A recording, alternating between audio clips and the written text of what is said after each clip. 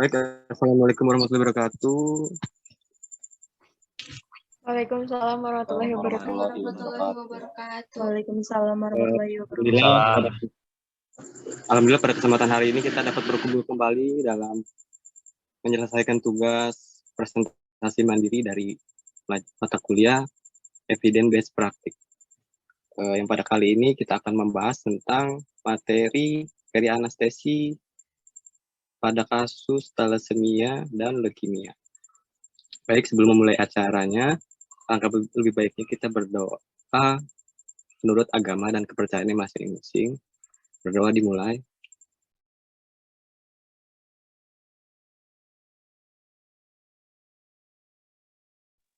Berdoa selesai. Baik, kita pada kesempatan kali ini kita akan presentasi. Untuk mempersingkat waktu, kita mulai presentasi pertama dari materi tentang perianestesi pada kasus thalassemia. Baik, waktu dan tempat saya persilahkan kepada pembaca pertama.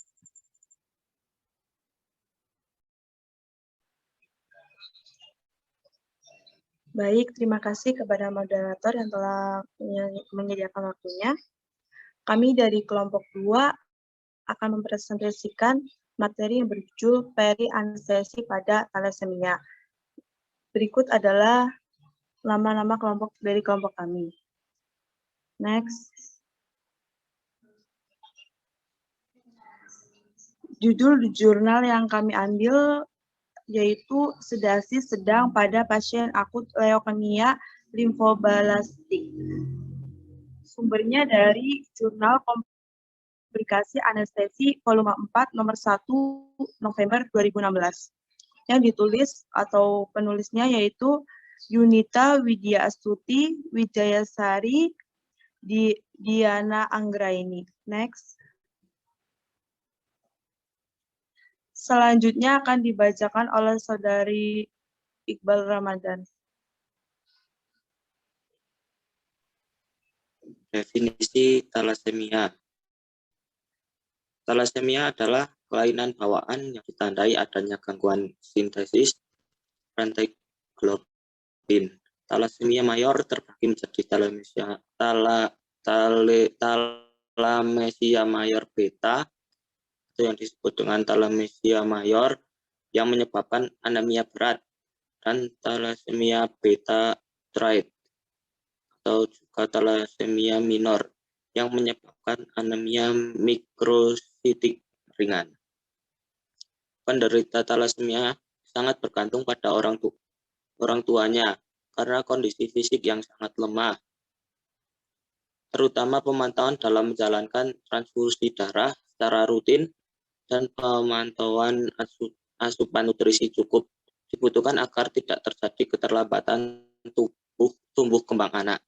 Karena anak thalassemia sebagian besar mengalami penurunan pada nafsu makan yang dapat menghambat tumbuh kembang bagi penderita, terutama pada anak. Indriyati 2011. Next.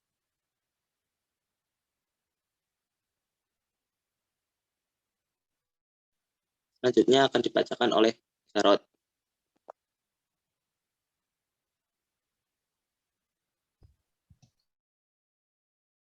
Lanjutan. Badan Kesehatan Dunia atau WHO 2012 mengatakan kurang lebih 7% dari penduduk dunia mempunyai gen thalassemia, di mana angka kejadian tertinggi sampai dengan 40%. Kasusnya seperti di Asia.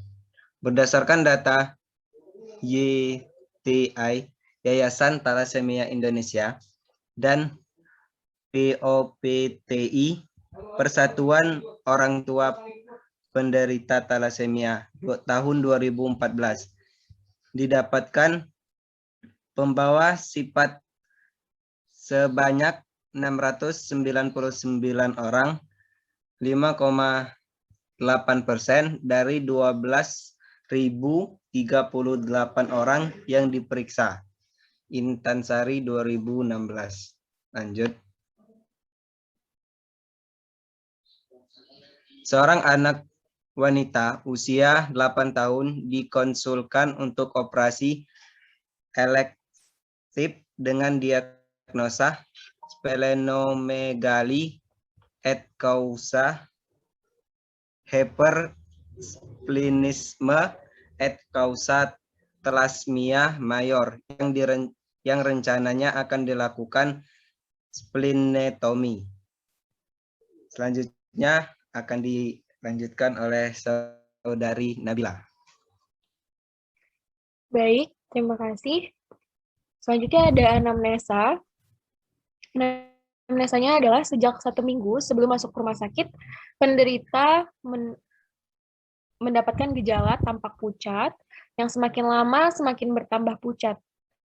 Nah, keluhan ini juga disertai penderita dengan sesak napas yang semakin lama semakin bertambah. Sesaknya sejak 1 minggu sebelum masuk rumah sakit. Penderita juga lebih nyaman tidur dengan 2 bantal. Keluhan pucat disertai dengan bengkak pada kaki penderita sejak 1 bulan sebelum masuk rumah sakit. Nah, keluhan ini disertai penderita mudah merasa lelah, letih, lesu. Keluhan didahului perut penderita tampak membesar, yang semakin lama semakin membesar, serta teraba keras di perut bagian atas sejak 2 tahun sebelum masuk rumah sakit. Keluhan ini juga tidak disertai dengan mata atau badan kuning, panas badan, perdarahan hidung, gusi, bintik-bintik merah di kulit, buang air besar, dan buang air kecil. Tidak ada keluhan. Selanjutnya akan dibacakan oleh Saudari Nanda. Baik, terima kasih. Selanjutnya ada tahap preoperatif. Sebelum dimasukkan ke ruang operasi, pasien telah dipasang intravena lain dan diberikan cairan RL sesuai dengan maintenance cairannya. Pasien dipindahkan ke meja operasi, diposisikan setengah duduk, dipasang alat-alat monitor, nasal kanul dengan flow 3 liter per menit, dan kateter urin. Didapatkan urin inisial 50 ml yang selanjutnya langsung dikosongkan. Didapatkan tekanan darah 100/70 mmHg tanpa support, HR 125 kali per menit reguler, dan adekuat. RR 25 kali per menit dengan binasal kanul atau BNC 3 liter per menit, didapatkan SpO2 99%, berat badan pasien 18 kg. Selanjutnya akan dipresentasikan oleh Saudara Novaldi. Baik, terima kasih. Selanjutnya ada intraoperatif. Yang pertama, pasien diberikan O2 100%, kemudian diinduksi inhalasi dengan sevofluren mulai dari 1 volt persen yang dinaikkan pelan-pelan. Ditambahkan dengan midazolam 1 mg dan fentanyl 50 mcg. Dimasukkan pelan-pelan sehingga pasien tetap napas spontan. Setelah pasien tertidur, pasien di-SUF dan bagging.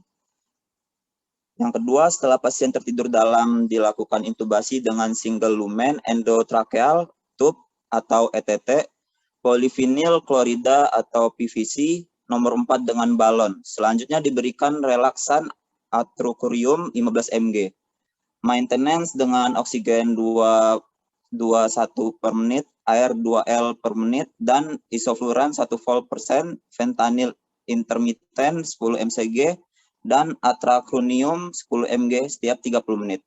Selain itu juga diberikan dexamethasone dengan dosis 0,2 mg per kgbb.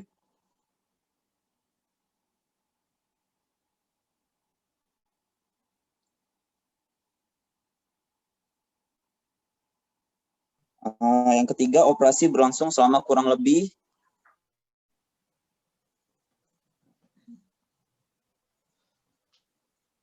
sebelumnya.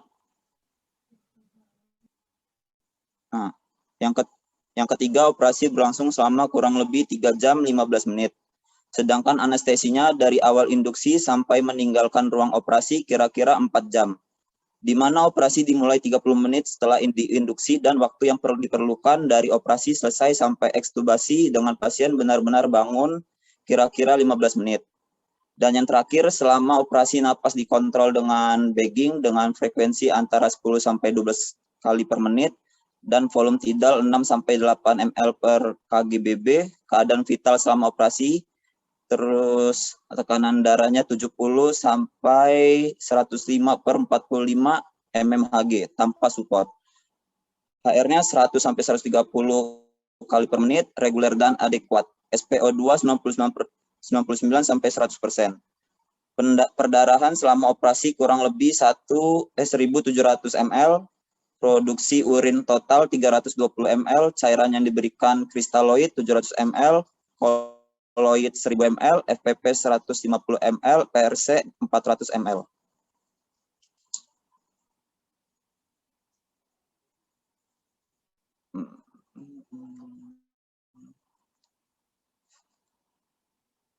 Selanjutnya akan dibacakan oleh Saudara Panji.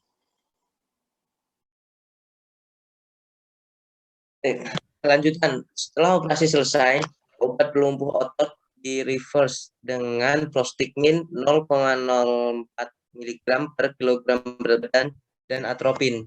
Selain itu, pasien juga diberikan bolus ondansetron 2 mg. Selanjutnya, untuk analgetik post-op, dilakukan pemasangan kateter epidural.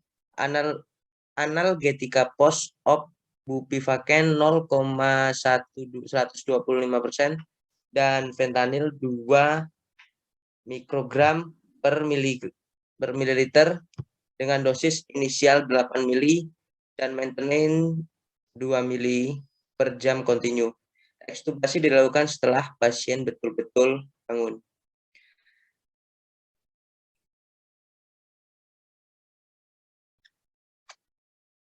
Selanjutnya akan disampaikan oleh Saudari Putri. Padanya saya persilakan. Baik, terima kasih banyak. Saya akan melanjutkan.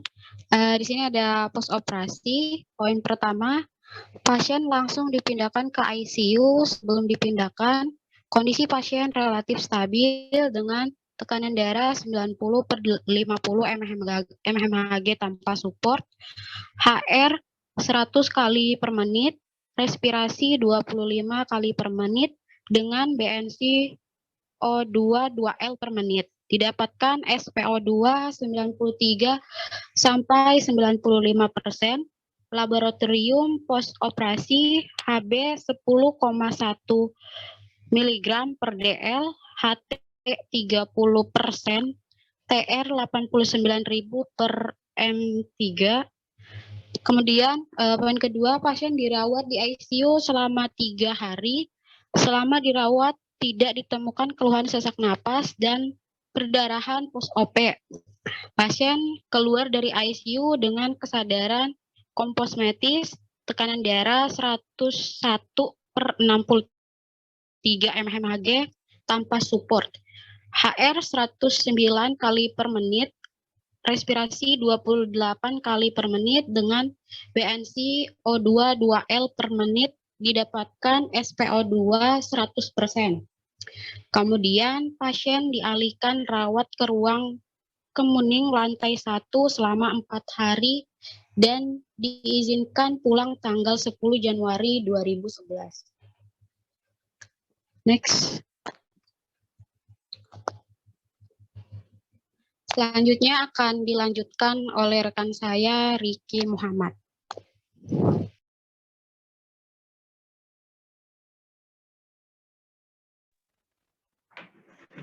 Kesimpulan, pada kasus di atas indikasi ditunjukkan karena limfia yang membesar dan mengganggu aktivitas. Selain itu, kebutuhan akan transfusi meningkat lebih dari 200 mili. Pertimbangan anestesi meliputi preoperatif, intraoperatif, dan postoperatif. Meliputi anamnesis, shocking sting, discuss, keterbatasan aktivitas, gangguan pernapasan, riwayat terapi terdahulu, riwayat operasi terdahulu, penilaian airway, anemia, pemeriksaan kardiopulmonal, penilaian fungsi hepa dan ginjal, penggunaan obat-obat anestesi dengan efek hemodinamik minimal termasuk efeknya terhadap kardiopulmonal. Hepar dan ginjal harus minimal dan dihindari perburukan fungsi tersebut. Manajemen analgenetika post-op kuat serta perawatan post-op di VISU atau ICU.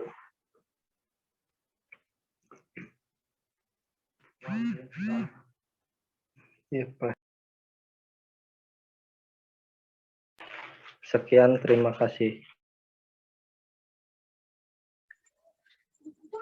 Baik, terima kasih kepada para pembaca materi. Saya akan lanjutkan ke materi kedua tentang peri-anestesi pada pasien leukemia. Oke, untuk mempersingkat waktu, saya persilakan kepada pemateri untuk memulainya.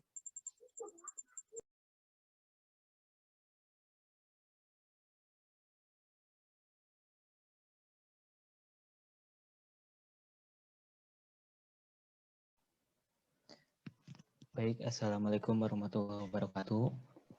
Waalaikumsalam warahmatullahi wabarakatuh. Untuk selanjutnya, kami akan mempresentasikan tentang peri-anestesi pada leukemia. Next.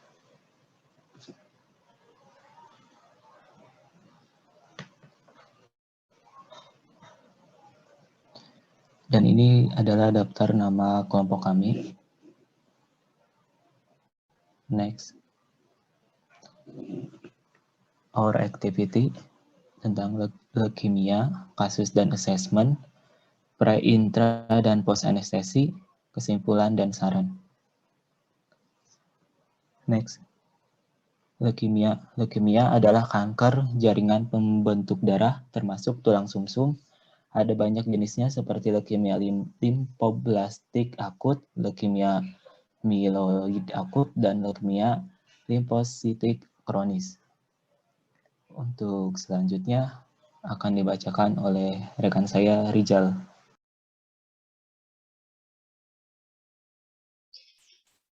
Oke, dari jurnal yang kami ambil, didapatkan kasus pasien atas nama J, umur 3 tahun dengan diagnosis akut leukemia, limfoblastik standar, risk minggu ke-12 atau masa konsolidasi dengan rencana terapi methotrexate intrakeal 12 mg, high dose methotrexate 600 mg, IP leucovorin 10 mg,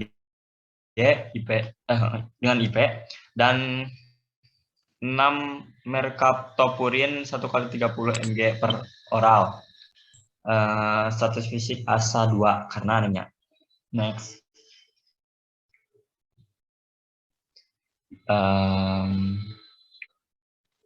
Akan dibacakan oleh rekan saya selanjutnya. Terima kasih.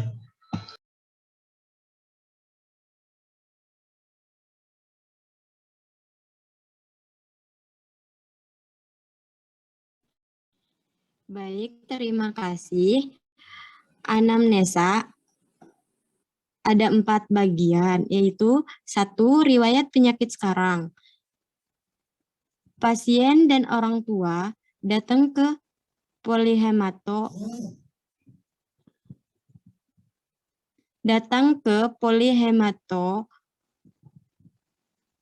onkologi untuk kontrol rutin penyakit leukemia. Pasien didiagnosa ALL bulan Desember 2013 dan memulai terapi tanggal 19 Desember 2013. Saat ini tidak ada keluhan mual, muntah, batuk, demam, diare, sariawan, dan perdarahan spontan. Dan yang kedua, riwayat penyakit dahulu, tidak didapatkan asma, alergi, dan kejang. Tidak didapatkan riwayat keluarga dengan leukemia. Dan yang ketiga, pemeriksaan fisik. Keadaan umum, baik, tanda-tanda vital, nadi 100 kali per menit, laju napas 24 kali per menit, suhu 36,60 Celcius, kepala, konjungtiva, anemnis, mulut, buka mulut, kurang lebih 3 jari, malapati 2, leher gerakan leher bebas, dada, pulmo, tidak terdapat ketinggalan gerak saat bernapas, suara dasar vesikuler di kedua paru. Tidak ada suara napas tambahan. Cor, suara jantung 1 dan 2 reguler, tidak ada bising jantung. Abdomen tidak ada distensi dan pembesaran organ. Ekstremitas tidak terdapat akral dingin, tidak terdapat perdarahan spontan. Dan yang keempat, itu pemeriksaan penunjang. Hasil pemeriksaan laboratorium tanggal 12 bulan 3 2014. Darah rutin HB 9,9, AL 4,83, AT 247, HCT 30,2, AE 3,21. Kimia darah BUN per CR 8,081,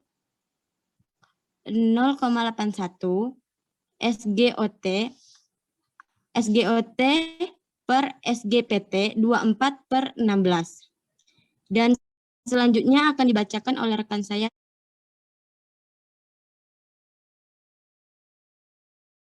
Baik, akan saya lanjutkan manajemen anestesi. Pada pre-anestesi, intra-anestesi, dan pasca-anestesi. Pada pre-anestesi, premedikasi midazolam 2 mg intravena saat di ruangan tindakan.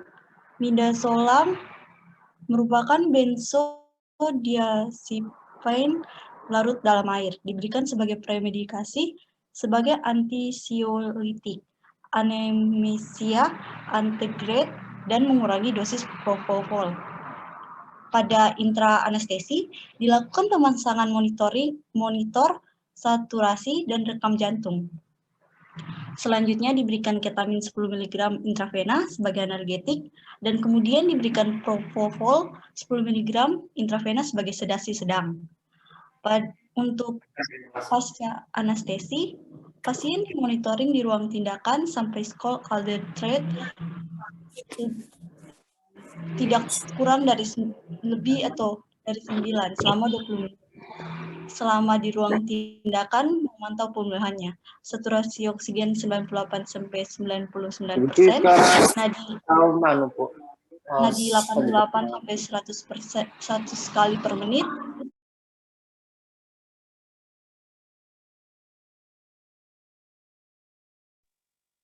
Baik, akan saya lanjutkan. Untuk selanjutnya yaitu kesimpulan.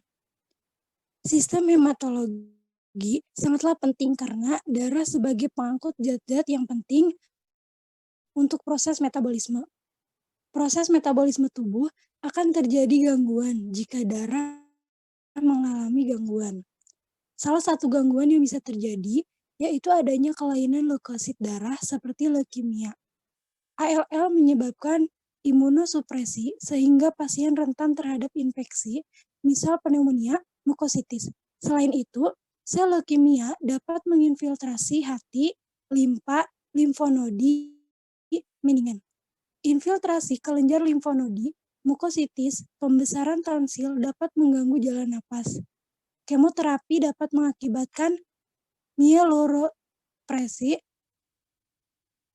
pneumonitis, mukositis, gagal ginjal, dan nekrosis hepatik.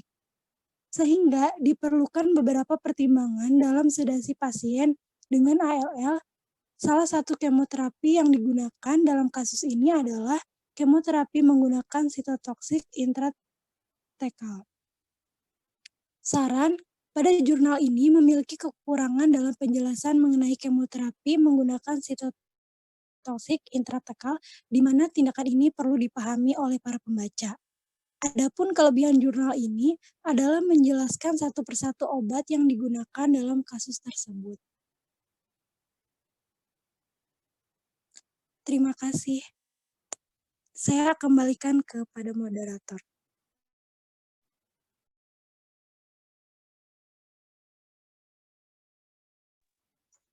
Baik, alhamdulillah presentasi pada kedua materi ini telah selesai. Mungkin akan saya cukupkan presentasi pada kali ini.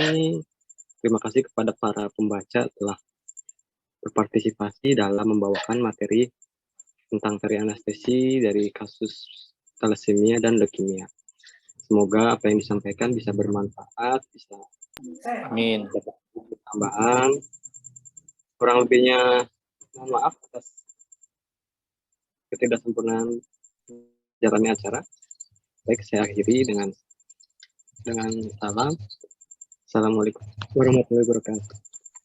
Waalaikumsalam warahmatullahi wabarakatuh. Waalaikumsalam warahmatullahi wabarakatuh. Waalaikumsalam warahmatullahi wabarakatuh.